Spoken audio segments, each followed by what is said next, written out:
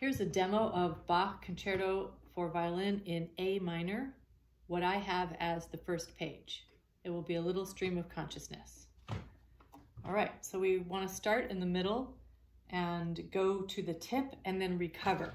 This is important in sort of that next step of professionalism so that the bow is the boss and you're really saying something precise and well-trained with the bow.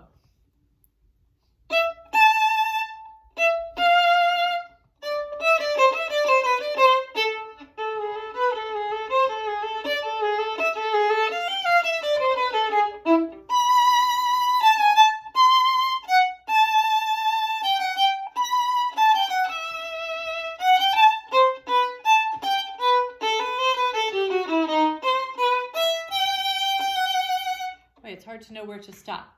So the first phrase that I played after the opening, in those I'm doing a little bit of bow recovery so that I don't get stuck at one end of the bow or the other. Every time I have an 8th note or anything other than a 16th note, I'm trying to start it with a little bit of articulation from the string. So there, from the string,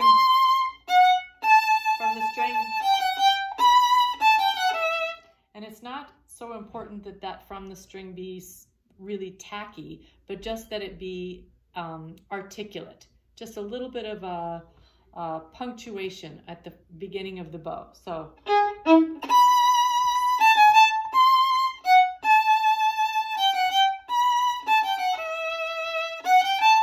all of these notes, those two. So anything that's in the 8th note category or that's long that has a tie over it should start from the string without an obvious tack, but just an articulation that's, oops, that's clean. Nice. All right.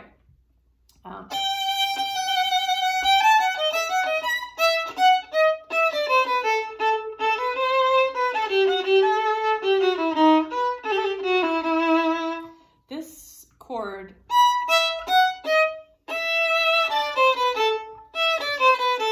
is a very powerful chord in the orchestra, or if you're playing it with piano, in the piano part. So make sure that you really sink into that, just because it's an unexpected chord and it's actually very fun to hear.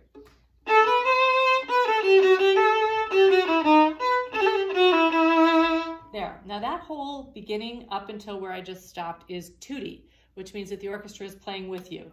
So you're just having fun with the group. And now you're breaking out and you're being the soloist. You're playing the solo part. So you're going to sort of mentally step forward and make sure that your part sort of sparkles and shines and has a little bit more virtuosity to it than what just came before.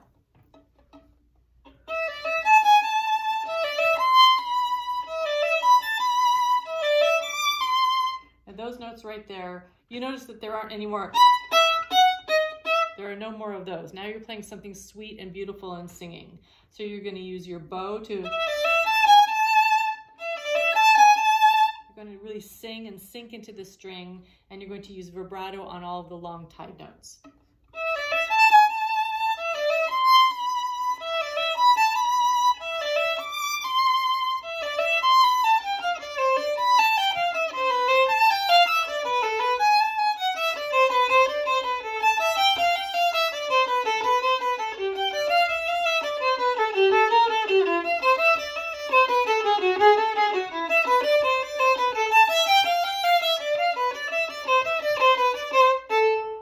Now all of those 16th notes that I just played, I was trying to make them very conversational.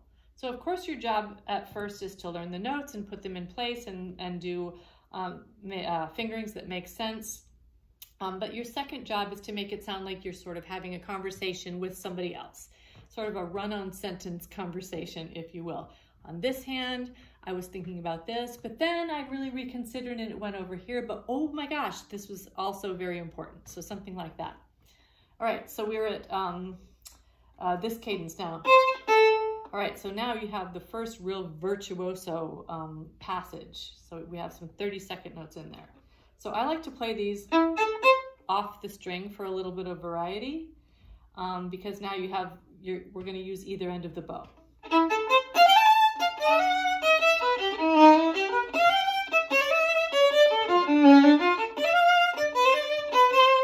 So that's just a little bit of fun that we haven't had yet. So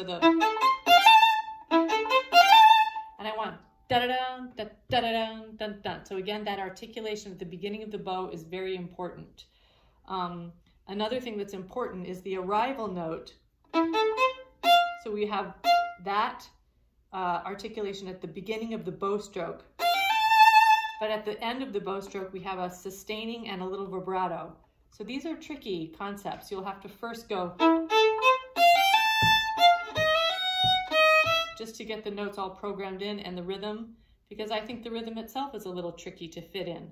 And you don't want the whole piece to have to slow down right there, or you don't want to play the whole piece slower because you can only go, right? So the whole thing needs to have this virtuoso.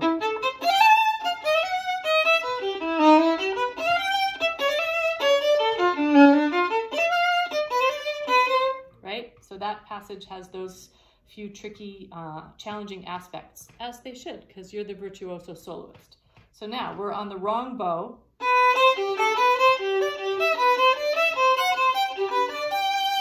Now we right the ship.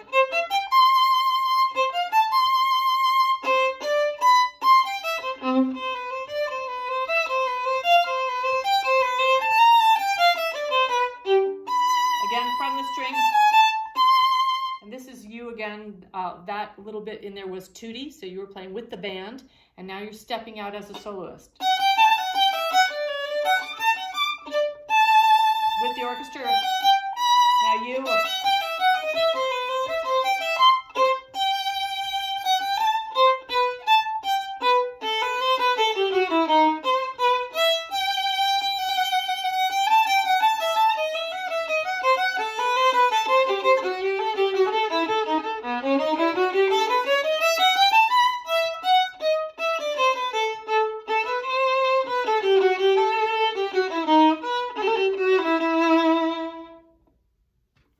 And that's as far as I'll go in this video.